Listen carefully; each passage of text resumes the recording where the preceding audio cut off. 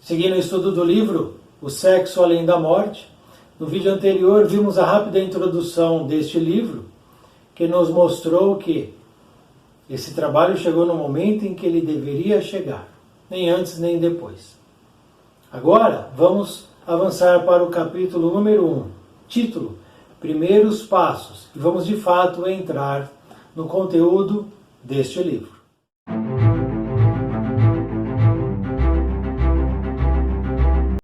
Minhas incursões no mundo espiritual datavam já de algum tempo. Acostumara-me a deixar o corpo ao cair da noite assim que adormecia. Meu guia espiritual aguardava-me sempre para o passeio noturno. Desenrolar-me das faixas do organismo físico tornara-se assunto resolvido, embora não seja fácil no campo da consciência pura.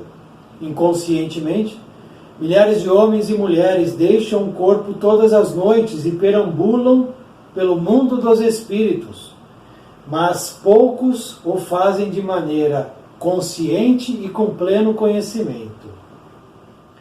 Porém, muitos, após identificarem essa situação, comprazem-se em esperar o cair da noite para mergulhar no outro lado da vida e vagueiam a esmo ou buscam deliberadamente determinados locais onde satisfazem as suas necessidades ou paixões. Naquela noite, estávamos aprazados para uma visita especial. Eleutério fora designado para acompanhar-me. Preocupava-me ultimamente o desenlace final ou a volta ao mundo espiritual e percebendo-me talvez a inquietação íntima, amigos de planos superiores atendiam-me ao justo anseio de aprendizado. Percebi que Eleutério envergava a roupagem de tonalidade verde escuro, ao invés da túnica luminosa dos espíritos superiores. Era na realidade como eu, criatura normal. Nada dizia nele que vinha de esfera diferente. Vamos? Disse-me o mensageiro. Como sabe, recebi ordens de acompanhá-lo e orientá-lo no lado de cá. Quero, então, cumprir fielmente a minha missão. Disse isso e sorriu significativamente. Hoje, visitaremos alguns amigos que sofrem as dores das paixões sem remédio. Olhei Eleutério surpreendido e indaguei: como? Aqui também há paixões sem remédio? Sim, aqui é que as paixões são sem remédio, disse ele. Aqueles que se amam desesperadamente buscam se encontrar a qualquer preço e geralmente se encontram quando vibram na mesma faixa vibratória. É mais fácil vencer as convenções sociais. Então vamos, retruquei alegremente. Há muito desejo conhecer aqueles que vivem uma vida diferente. Alçamos voo, silencioso, ao simples desejo de partir. Na realidade, deslizávamos no espaço. As coisas ficaram atrás sem que o percebêssemos detalhadamente. Parecia-nos um filme que se desenrolava em nossa mente. Em breve, penetrávamos em movimentada avenida da capital bandeirante, em suntuoso edifício, um palacete de ricos, e buscávamos a alcova de respeitável casal. No leito, duas criaturas repousavam e a sua respiração ofegante mostrava que algo especial estaria ocorrendo com elas. Explicou Eleutério. Eles sentiram-nos a presença, por isso se afligem a nossa aproximação. Casal relativamente moço, ela com uns 35 anos e ele com 45 anos. Busquemos o marido primeiro, esclareceu o guia. Observei então que, dizendo isso, Eleutério pegava nas mãos, com muito cuidado, um fio escuro que partia da cabeça ligado a outro fio que saía do umbigo do homem. Examinou-os e disse: sigamos nessa direção. Acompanhei-o intrigado. Em breve, alcançávamos estranho bordel, escuro, repleto de fumaça e bebidas, onde criaturas decaídas mergulhavam no desvario das paixões mais infelizes. A uma mesa, sentado com uma mulher de aspecto horrível, o homem entregava-se às mais baixas e torpes atitudes. Assustei-me ao verificar o seu rosto desfigurado e decadente, os olhos empapuçados, flácidas as carnes do rosto, enfim, completa e suprema decadência moral. A mulher era uma dessas infelizes que aparecem nas ruas de Paris, mendigando um pouco de amor. Está vendo? Perguntou Eleutério. Esse coitado passa a vida desse jeito. Durante o dia é figura decente e respeitável da sociedade paulista, mas à noite busca os lugares como este para dar vazão ao seu anseio de desregramento. Aproximamo-nos dos dois para ouvir o que falavam.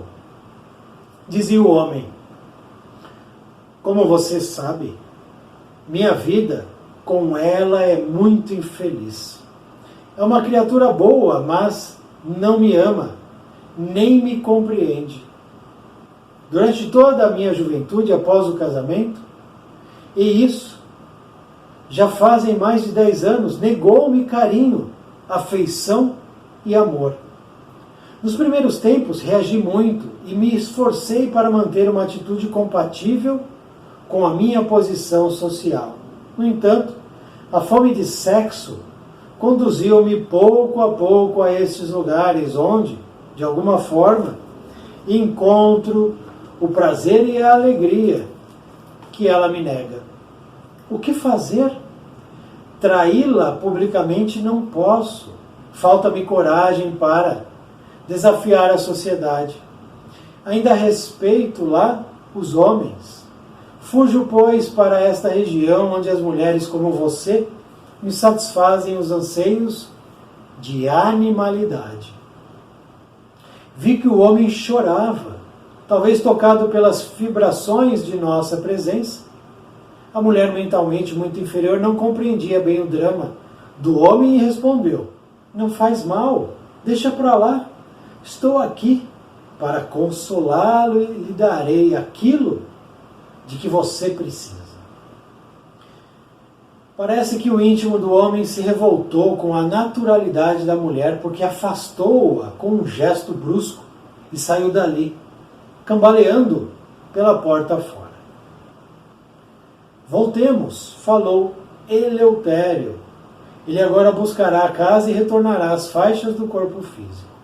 Não demorou e retornamos ao interior do palacete, onde a senhora dormia em paz silenciosamente. O homem retomou o corpo com violência e acordou assustado, como quem pressente alguém no quarto, mas não teve coragem de acordar a esposa. Olhou-a e tornou a dormir, agora menos agitado. E agora, o que acontecerá com ele? Interroguei. Nada. Ficará no próprio corpo até acordar em definitivo, explicou o amigo espiritual. Todavia, meu caro, busquemos conhecer os caminhos da mulher. Disse isso e saímos.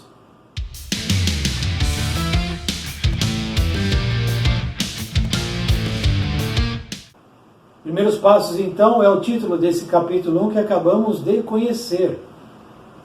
Primeiros passos porque é o início da jornada, da caminhada de Ranieri junto a Eleutério, no plano espiritual para a coleta de informações, relatos e histórias, que no futuro viriam a formar este livro que hoje estamos estudando, O Sexo Além da Morte. É importante entender que Eleutério não foi o mentor pessoal de Ranieri quando Ranieri esteve aqui no plano físico, na sua última experiência carnal. Não.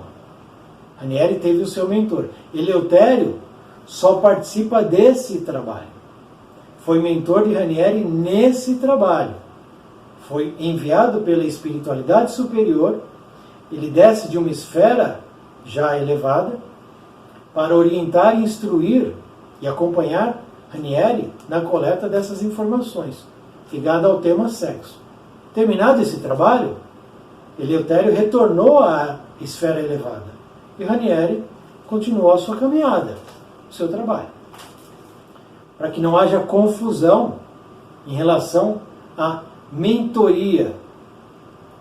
Existe um mentor para um trabalho e um mentor para a caminhada no plano físico. E no início ele nos diz o seguinte: minhas incursões no mundo espiritual datavam já de algum tempo.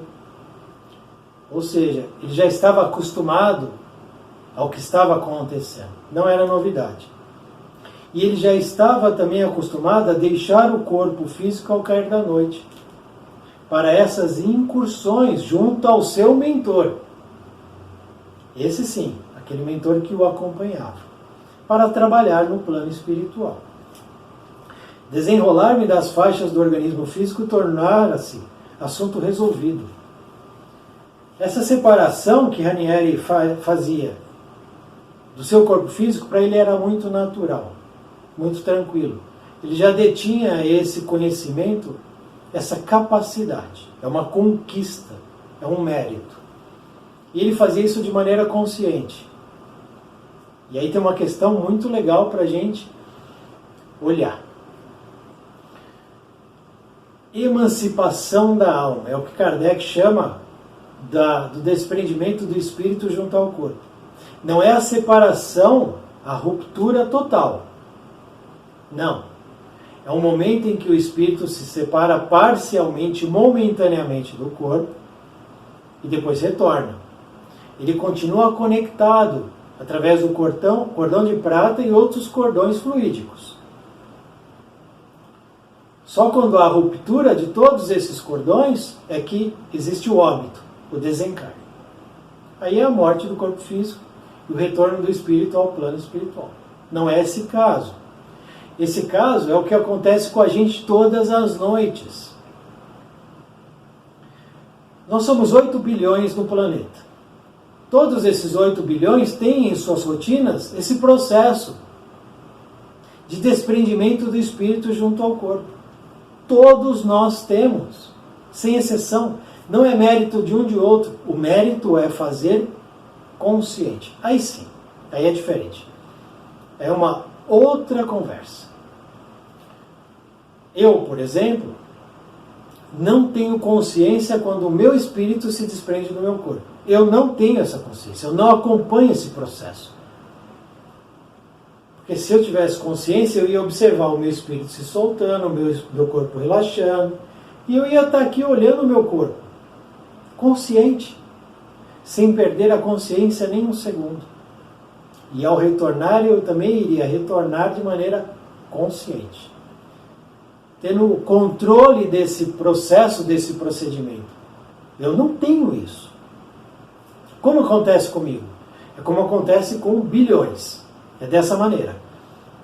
Durante o dia é vigília total. Então, a gente está trabalhando, fazendo as coisas do dia, espírito e corpo estão ali juntos. À noite bate o cansaço. A gente vai dormir. A gente vai entrando nas fases do sono que a ciência tem estudado. Existe uma fase do sono em que o corpo tem um relaxamento total. Quando isso acontece, as travas que prendem o espírito, elas se soltam. Existe o relaxamento do corpo. E essas amarras não seguram mais o espírito. Aí o espírito pode, por vontade própria, sair do corpo. Ele continua conectado através do cordão de prata e outros cordões fluídicos. Mas ele sai do corpo. O corpo fica lá respirando. E o espírito vai fazer o que ele quiser fazer. Isso se ele quiser sair do corpo. Porque eu posso dormir e ficar no corpo. E aí a gente entra no assunto de sonhos, pesadelos, essa situação toda que existe. Muitos sonhos são reais, não são fictícios. Outros nascem do inconsciente. E aí ele é gerado pelo próprio ser. Então não é uma situação vivenciada. Então existe uma vivenciada e uma não vivenciada. E os dois ele pode olhar como sonho. E a mesma coisa para pesadelo. Existem pesadelos que nascem do inconsciente e pesadelos reais, em que o espírito vivenciou aquela situação. E ao retornar ao corpo, ele vê aquilo como um pesadelo, um grande susto. Então são questões aí que merecem até um vídeo futuro para a gente aprofundar, né, nessa situação. Então, e eu posso também ter o desdobramento consciente através da meditação. Existem pessoas que conseguem, meditando profundamente na disciplina, no autocontrole, na respiração, controle dos pensamentos, da mente, ter o desdobramento do espírito. Isso acontece, isso não é uma coisa difícil de se encontrar, não. Mas aqueles que detêm essa possibilidade, eles conquistaram isso. E Ranieri então se encontra com, e é interessante, ele se encontra com Eleutério e ele vê ele normal, com uma roupagem de tonalidade verde escuro. Ele achava que Eleutério iria estar ali com uma túnica luminosa, aquela coisa toda, e não, simples. Simples. E aí eles começam a volitar. Da onde eles estão, eles vão até esse prédio em São Paulo. Um prédio de alto luxo, uma família que detém poder.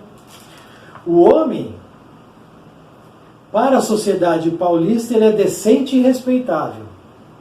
O homem. E eles adentram ao quarto. Existem 2 corpos ali dormindo. Os espíritos não estão nos corpos. O corpo está lá, o espírito está em outro lugar. O do homem a gente já sabe onde está. Da mulher a gente vai ver no capítulo 2. Onde está o espírito da mulher. Apenas os corpos ali. Quando os espíritos de Ranieri e Eleutério se aproximam, a respiração fica ofegante. Eles pressentem. Olha que interessante, é uma reação física do corpo. A respiração fica ofegante. O espírito pressente, não percebe de uma maneira consciente, mas inconsciente. O homem está distante, a mulher está distante, mas eles percebem a chegada em termos de vibração, sintonia. E muda a parte física. Ah, então se eu estiver de repente num lugar e eu começar a sentir alguma coisa fisicamente, pode ser isso? Positivo. Sem nenhuma dúvida. Pergunte isso aos sensitivos, que notam fisicamente a presença de espíritos, em sintonias altas ou baixas.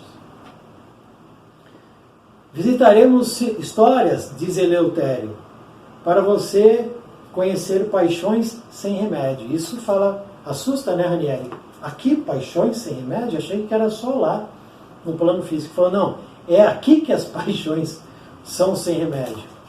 É aqui. É aqui onde a coisa fica feia. E Eleutério chega perto do homem. Mas se o espírito está distante, como é que eu vou saber onde ele está? Eu não tenho bola de cristal.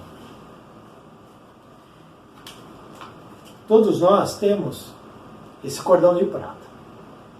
E nós temos um DNA, uma marca em relação à nossa vibração, ao nosso espírito.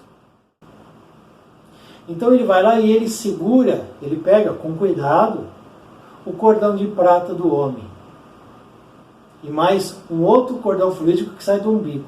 Ele segura os dois. Quando ele segura os dois, ele consegue saber aonde ele foi. É um guia, é um GPS. É o Waze. É o Waze espiritual. ele diz, vamos até onde ele está. Então, se eu saio daqui, estou dormindo, meu espírito sai do meu corpo, e eu vou lá para a China, e alguém quer me seguir, pode. Porque eu deixo uma pegada espiritual, uma pegada de vibração, uma pegada de sintonia. É só seguir.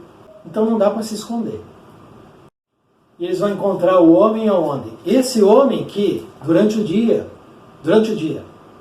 trabalho, durante as relações sociais, ele é um homem, figura decente e respeitável da sociedade paulista, que detém um certo poder, uma certa situação financeira,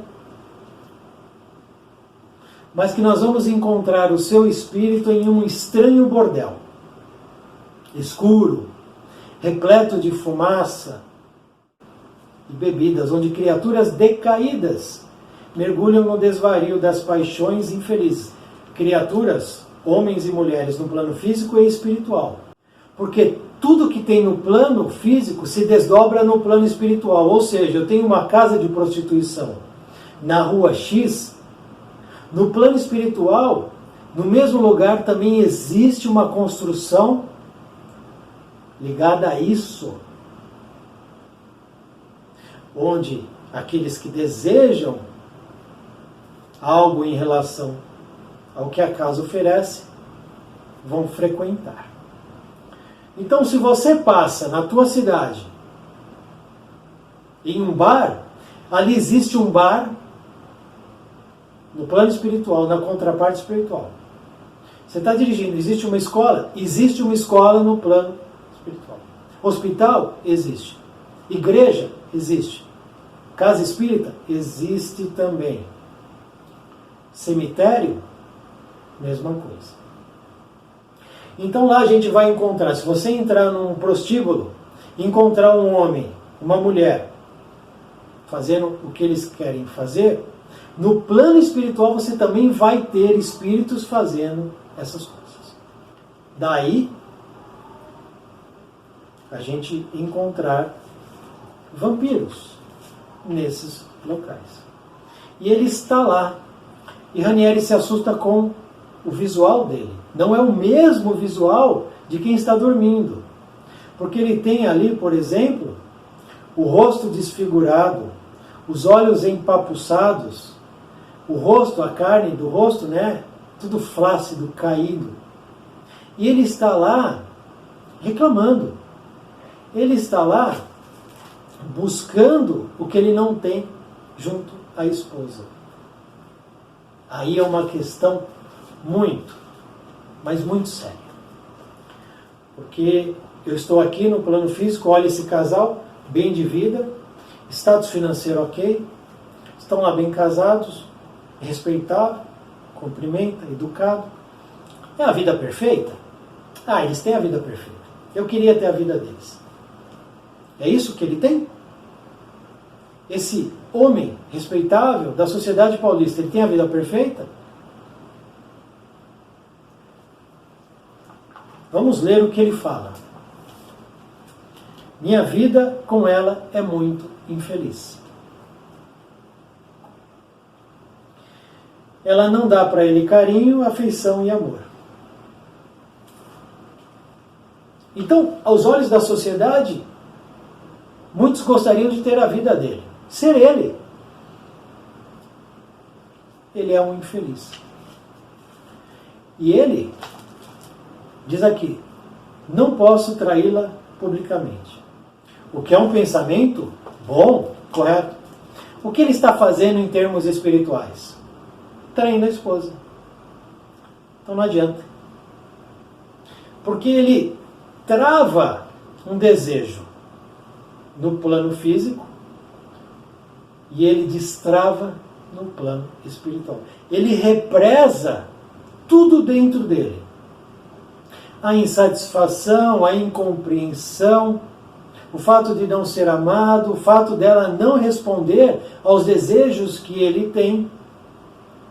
Essa falta de situação positiva com relação à esposa é represada dentro dele. Ele não se separa.